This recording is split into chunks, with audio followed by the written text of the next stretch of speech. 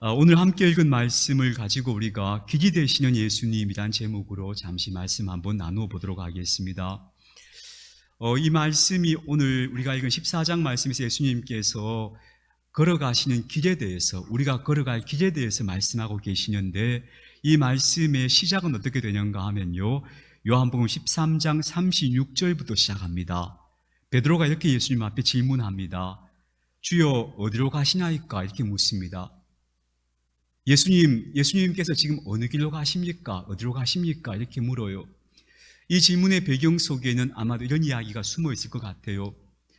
지금 베드로나 제자들이 보기에 예수님께서 걸어가시는 길이 자기들이 원하던 길, 자기들이 기대하던 그 길로 예수님께서 가시지 않는 것 같은 거예요. 그러니까 당황스러운 거예요. 예수님, 도대체 당신은 어느 길로 가십니까? 어디로 가십니까? 이렇게 물어요. 그러니까 예수님께서 이렇게 말씀하십니다. 내가 가는 곳에 네가 지금은 따라올 수 없지만 후에는 따라오리라. 그렇게 말씀하셔요. 이 말씀은 지금 네가 걸어가고 있는, 네가 지금 생각하는 인생의 길과 내가 생각하는 인생의 길은 다르지만 너는 지금은 아니지만 언젠가는 곧 내가 걸어가는 길로 따라와야 할 것이다.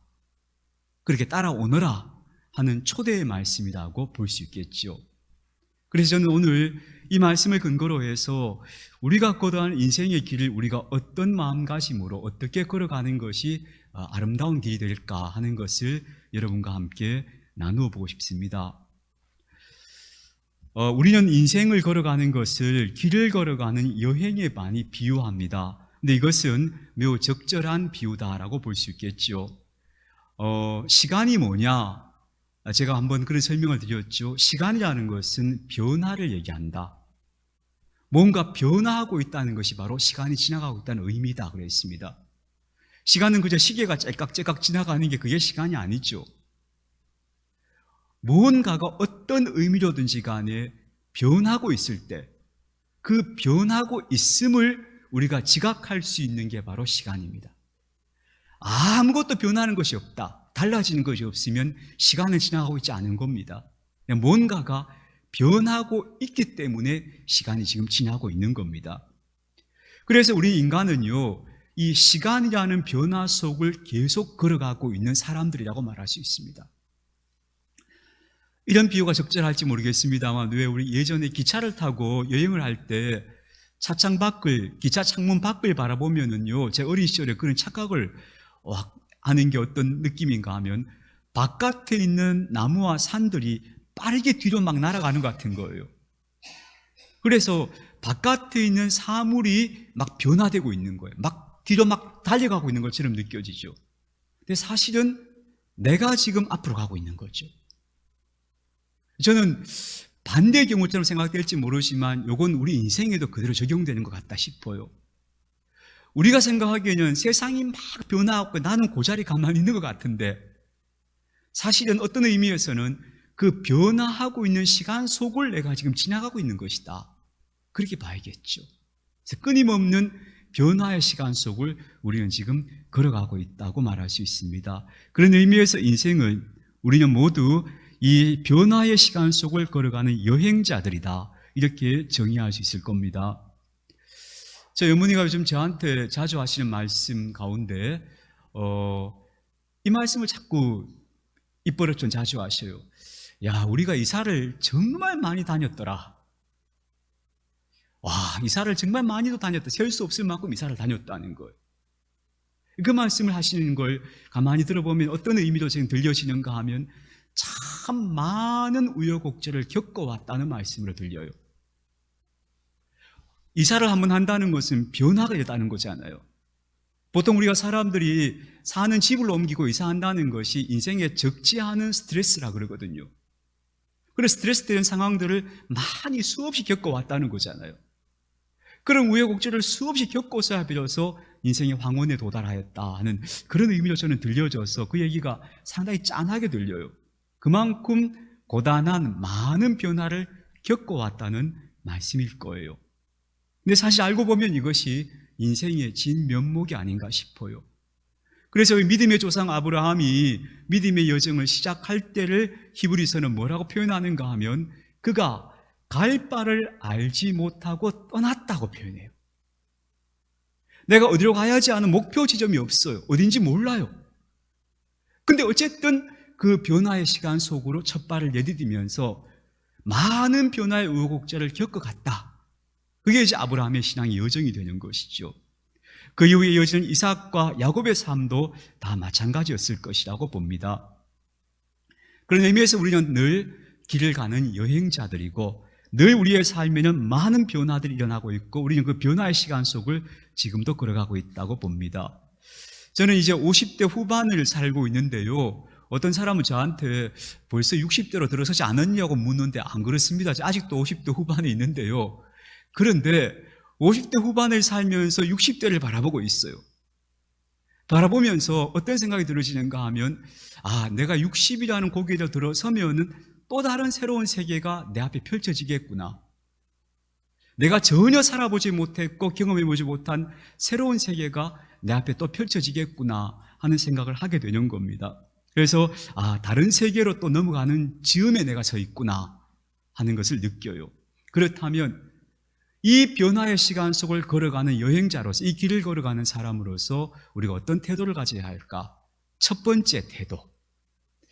저는 제가 매우 재미있게 읽은 책, 지금도 가끔씩 들춰보는 책 중에 하나가 느긋하게 걸어라는 책이 있습니다. 책이 되게 재미있어요. 어떤 내용인가 하면 60대에 접어드신 수녀님이 800km의 산티아고 순례길을 걸어가는 여정을 그 책에서 보여줘요. 근데 이분이 혼자 걷는 게 아니고 친구 목사님이 있어요. 그 친구 목사님하고 두 분이 다 나이가 든 이제 늙으수리에 한 60대를 살아가는 분들인데 이분들이 큰 배낭을 짊어지고 800km의 순례길을 걸어가는 여정을 그 책에서 재미있게 보도해 줍니다. 근데 이 길을 걸어가면서 그분이 굉장히 많은 생각들을 하게 돼요. 자기가 지금까지 살아온 삶에 대해서도 돌아보기도 하고 또 길에서 만나는 여러 가지 상황들 또 만나는 사람들 속에서 여러 가지를 생각하면서 그 생각한 것들을 정리해 나가고 있는 재미있는 책인데요. 근데 제가 그 책을 읽고 나서 결국 이 책에서 이분이 뭘 얘기하고 싶은가를 딱 한마디로 정리하자면 이렇게 정리하고 싶어요. 받아들여라 그 말이에요. 받아들이라는 거예요. 그분이 800km의 순례길을 걸으면서 그가 하고 싶은 말을 한마디로 제가 정리해 보자면 이건 받아들이라는 거예요. 뭘 받아들여야 하는가 하면요, 그 여정의 불확실함을 받아들여라. 내가 걸어가는 길 가운데서 어떤 여정을 내가 만나게 될지 그 불확실한 상황을 받아들여라. 그렇게 그분은 그 이야기 속에서 계속 다양한 방식으로 그 얘기를 하는 것 같아요. 예컨대 이런 거죠. 내가 한참을 걷고 오늘 밤에 이제 숙소에 도착을 했습니다. 근데 숙소에 들어가 보니까 숙소의 환경이 내가 기대한 것하고 전혀 다른 거예요. 하루 종일 내가 걸었으니까 이 숙소에 가서 이제 좀 편안히 좀 쉬어야지 하고 들어갔는데 막 왁자지껄 시끄럽고 수도는 물도 잘 안 나오고 화장실은 한 칸밖에 없어서 막 냄새가 나고 이런 상황의 숙소를 탁 가게 되는 거예요. 그럼 마음속에 얼마나 실망감이 들겠어요. 하루 종일 땀 흘리면서 열심히 걸어서 이제 가서 쉬어야지 했는데 와보니까 숙소가 엉망진창인 거예요. 어떻게 해야 되죠? 거기서 이분이 막 너무 못마땅해하고 속상해 하다가 이런 과정을 여러 번 겪으면서 이건 받아들여야 되는 거구나. 내가 여기서 막 불평하고 원망할 문제가 아니고 그렇다는 사실을 받아들여야 하는 거구나 하는 것을 점점 깨달아가게 되는 거예요. 또 길을 가면서 여러 사람들을 만나게 되죠. 전혀 다른 사람들, 다양한 사람들과 만나게 되고 때로는 물건을 훔치러 오는 사람도 있고 막 여러 종류의 사람들을 만나게 되는데 그때도 이 서로 다른 사람들이 다양하게 살아가고 있는 이 다채로운 세상을 내가 받아들여야 하는구나 하는 걸 이분이 계속 경험하게 돼요. 특히 서로가 다 죽이 맞고 마음이 맞아서 함께 길을 가자 했던 이 목사님과도 이 수녀님이 길을 가면서 우리가 진짜 안 맞네 이걸 막 서로 발견하는 거예요. 지금까지 우리는 서로 잘 맞다고 생각하고 살아왔는데 왜 이렇게 안 맞지? 이걸 발견하면서 이걸 점점 당신은 그런 사람이고 나는 이런 사람이구나 하는 걸 그 다름을 받아들여가는 그런 과정을 보여줘요. 그리고 또 무엇보다도 결정적으로는 내가 이런 사람이었구나 하는 사실을 겸허하게 받아들이는 것. 내가 그려놓은 모습보다 내가 그렇게 괜찮은 사람은 아니었구나. 내가 이런 약점이 있고 어둠이 있고 내 안에 이런 그늘이 있고 내 안에 이런 시기심도 있고 경쟁심도 있고 내가 이런 사람이었구나 하는 걸 기꺼이 받아들여가는 과정을 그 책에서 기록해 주고 있어요. 제가 왜 이 말씀을 드리는가 하면요, 이걸 받아들인다는 게 무슨 의미인가 하면 우리가 하나님을 신뢰한다는 말의 의미예요. 이거예요. 우리가 하나님을 믿습니다, 신뢰합니다 라고 얘기해요. 근데 하나님을 신뢰한다는 게 도대체 뭐죠? 어떤 게 하나님을 신뢰하는 거죠? 하나님께서 내 삶의 인도자가 되어서 내 삶을 주관하고 계시고 내가 그분의 손안에 있다는 것을 신뢰하는 거잖아요. 그 신뢰를 우리는 뭐라 부르는가 하면 근원적 신뢰라고 불러요. 내 삶 전체가 당신의 손안에 있습니다. 물론 그 길을 걸어가는 중에는 내가 정말 그게 확인이 안 되는 거예요. 근데 확인이 안 되니까 우리한테 뭐가 필요한가 하면 믿음이 필요한 거예요. 하나님이 눈에 보이시고 역사하신 게 눈에 보이고 우리한테 딱 느껴지면 굳이 믿음이 필요 없죠. 그게 안 보이는 거. 그러니까 삶은 내가 기대했던 것과 다른 불확실성이 계속 벌어지고 있어요. 너무나 다른 사람들과 만나면서 부대끼게 되고요.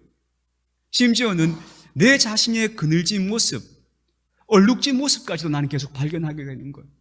근데 그런 것들을 기꺼이 받아들이며 수용하는 태도가 뭐냐면 바로 하나님에 대한 신뢰인 것. 당신께서 내 삶을 이렇게 이끌어가고 계시고 당신의 손안에 내 삶이 놓여 있습니다. 그래서 이 모든 것들이 나중에 결국은 무언가 선한 열매를 맺게 될 겁니다. 바로 이런 인식을 하며 걸어가는 것, 그게 바로 하나님에 대한 신뢰라는 거예요. 우리가 어느 자리에 머물러 있어요. 내가 내 방에 있어요. 내 방에 있으면 거기 나만의 공간이니까 내가 원하는 대로 꾸밀 수가 있어요. 근데 근본적으로 삶은 내가 내 집에 머물러 있는 안정된 상태가 아니고 끊임없이 변화의 여정 속을 걸어가는 여정이라는 걸 기억하셔야 돼요. 여행을 가고 있는, 길을 가고 있는 거예요. 근데 그 길 위에서 내가 마음에 들고 내가 안락함을 느낄 수 있는 환경만이 주어질 거라는 것은 말도 안 되는 기대인 거죠. 항상 삶은 불확실하고 사람들은 나를 불편하게 만들기도 하고 또 나는 내 속에서 나의 어둠을 또 발견하기도 해요. 그런 모든 과정들을 기꺼이 받아들이고 그때 우리 안에서 무슨 일이 벌어지는가 하면 내가 변화되는 일이 생겨요. 그래서 저는 여기서 이 대목에서 제가 하나의 제 나름대로 힌트를 얻는 건데요. 왜 믿음의 길을 걸어가면서도 사람들이 변화되지 않는가? 오랜 세월 믿음의 삶을 살았으면서도 왜 변화되지 않는가 하면은 항상 자기가 변화되고 그 상황을 받아들이는 게 아니고 내가 다른 상황, 내게 주어진 이 불편한 상황을 개선시키고 이걸 자꾸 바꾸어내려고 애쓰고 있는 거예요. 그러니까 내가 변화될 여지는 점점 줄어드는 거예요. 그렇지 않다. 삶의 불확실성과 불편함과 어둠조차도 내가 받아들이는 사람이 되고자 할 때 그때 우리는 스스로 우리 자신이 변화되어져 가는 걸 느낄 거예요. 그래서 우리가 걸어가는 인생의 여정은 결국 나중에 가면 변화의 여정이 되어야 하는 거예요. 내가 나를 빚어가고 내가 하나님 기뻐하시는 모습으로 점점 변화되어져 가는 여정이 되려면 내 삶에 일어나는 모든 불확실성과 불편함과 어둠을 받아들이는 사람으로 살아야 한다. 기꺼이 수용하는 사람으로 살아갈 때 내가 살아가는 삶의 여정은 결국 변화의 여정이 될 수 있다. 내가 아름답게 빚어져 가는 사람이 될 수 있다는 사실을 기억하십시다. 그게 뭐냐 하면 내가 삶이 하나님 손에 놓여 있다는 근원적 신뢰다. 그 신뢰의 태도가 우리를 변화시킨다. 그것이 바로 인생이란 길을 걸어가는 첫 번째 아름다운 태도일 것이다. 그렇게 생각해 봅니다. 두 번째는요, 오늘 인생의 길을 걸어갈 때 우리가 오늘 본문 말씀에서 제가 주목해서 보자면 예수님이 이렇게 말씀하시죠. 내가 길이고 진리고 생명이다 이렇게 얘기해요. 저는 이 말씀을 제 나름대로 좀 쉽게 이렇게 이해하는데요. 예수님께서 지금 말씀하신 이 길이 옳은 길이고 이 길로 가야 생명이 이르게 된다. 그 말씀하신 것 같아요. 그렇다면 예수님 자신이 길이라고 말씀하시는 말의 의미는 뭘까? 이게 뭘까? 곰곰이 생각해 보니까 이 말씀과 저는 마태복음 11장에 나오는 말씀이 예수님께서 결국 같은 말씀을 하고 계신다 하는 생각이 들어요. 마태복음 11장에서 예수님이 이렇게 말씀하셔요. 수고하고 무거운 짐진 사람들은 다 나한테 오너라. 그리고 나의 멍에를 메고 나와 같이 걸어가자. 그렇게 얘기하셔요. 자, 여기서 우리가 주목해야 할 것은 멍에라는 말이 가지고 있는 의미다 그랬죠. 고대 이스라엘 사람들은 멍에라는 게 이제 보통 소를 2마리를 짝을 지어가지고 밭을 갈 때 멍에를 지운다 그러잖아요. 근데 그 멍에라는 게 뭐냐 하면요. 소 2마리를 보통 한 쌍으로 해서 멍에를 지우는데 한 마리 소는 경험이 많고 힘이 센 소가 한 마리가 딱 짝이 되는 거예요. 그럼 그 옆에 짝이 되는 소는 어떤 소인가 하면 힘이 약하고 미숙한 소예요. 이건 아직 어린 소예요. 2마리 소를 함께 붙여서 쌍으로 이제 밭을 갈게 하는 거예요.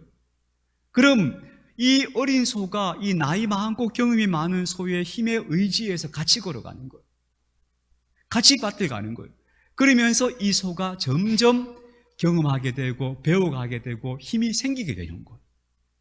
그래서 이 2마리 소를 같이 짝을 지어서 이 밭을 갈게 하는 거거든요. 그래서 예수님께서 하신 말씀이 뭐냐 하면요. 네가 나하고 같이 멍에를 지고 가자는 거예요. 그럼 이 2마리 멍에 중에서 예수님하고 나하고가 한 멍에를 메고 같이 걸어가는 거예요. 이 말은 내가 걸어가는 인생의 길을 예수님과 함께 걸어가자는 의미예요. 내가 그분을 의지하면서 같이 동행하는 길로 가자는 거예요. 그 방식으로 살아야 한다는 것을 예수님께서 말씀하시는 것이라고 봐요. 그래서 우리가 인생의 길을 걸어갈 때 정말 중요한 태도는 뭐냐 하면요. 내가 어디로 가느냐, 목표를 정해놓고 가는 인생이라기보다는 항상 예수님과 같이 걸어갈 겁니다 하는 이 태도가 너무너무 중요한 거예요. 내가 어디로 가느냐가 중요한 게 아니고 누구하고 같이 가느냐. 이게 우리 인생의 길에서 제일 중요한 문제인 것 같아요. 하나님, 저는 내 인생이 어디로 길로 가는지, 뭘 목표로 해 가야 하는지 멀리 내다볼 수 있는 지혜가 없습니다. 그게 안 보입니다.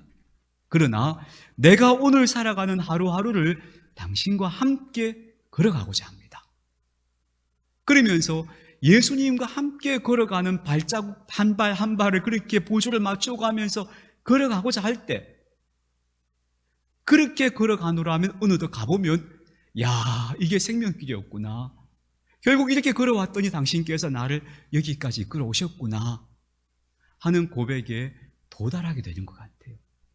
그래서 신앙생활의 가장 중요한 비결은 무언가를 목표로 하고 걸어가는 삶이라기보다는 주님과 함께 걸어가는 동행, 같이 멍에를 메고 같이 걷는 것, 이것이 바로 신앙생활의 핵심이구나 싶은 거예요. 우리가 믿음의 길을 걷는다는 것은 결국 그거죠. 지금까지는 내가 생각하고 판단하고 궁리하고 이 길로 갈까 저 길로 갈까 고민하면서 그렇게 걸어온 인생이었다면, 믿음의 길을 걷는다는 것은 예수님, 제가 당신과 함께 걸어가겠습니다. 제가 어디로 갈까요? 어떤 선택을 할까요? 이런 경우에는 제가 어떻게 하면 좋겠습니까? 하는 것을 거듭 함께 의논하면서, 그러면서 주님께서 주시는 마음의 감동을 따라서 한 걸음 한 걸음을 걸어 나가는 것이죠.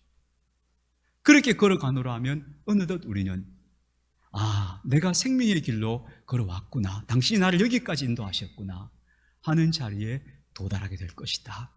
그래서 예수님께서는 스스로를 우리가 걸어가야 할 길이라고 당신은 말씀하신 것이구나.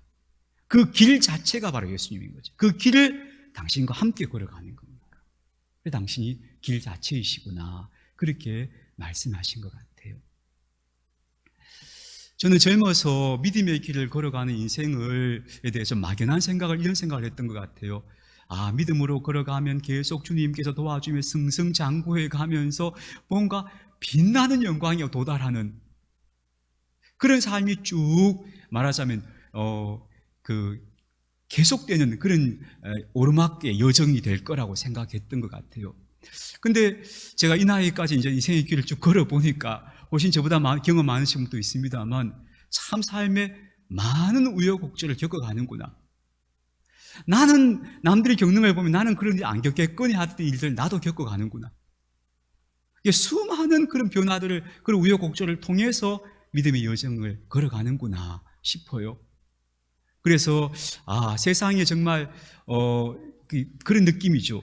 믿음의 길을 걸어가면 하나님께서 그런 많은 우여곡절을 면제해 주실 것 같은 기대를 했었는데 알고 보니까 그걸 다 지나서 가는 거구나 하는 생각을 하게 되는데요. 그러다 보면 정말 한 걸음 한 걸음을 주님과 함께 걸어가는 이게 믿음의 비결이었구나 하는 것을 다시 한번 확인하게 돼요. 제가 읽어보았던 어떤 글에서 한 어르신, 한 노인이 이런 고백을 하는 걸 읽어본 적이 있어요. 저는 그분의 고백이 참 가슴 뭉클하게 와닿았는데 그분이 이렇게 얘기하는 거예요. 이분은 한평생 신실한 믿음의 길을 걸어오셨어요. 근데 스스로 이렇게 고백하는 거예요. 내가 믿음의 길을 걸어오면서 많은 시간 하나님 어디 계신가? 하나님은 왜 지금 나를 돕지 않으시는가? 하는 시간도 많이 겪었다고. 때로는 정말 견디기 어려운 시간도 겪었고 내 믿음 자체가 흔들리는 것 같은 시간도 나는 겪어왔다.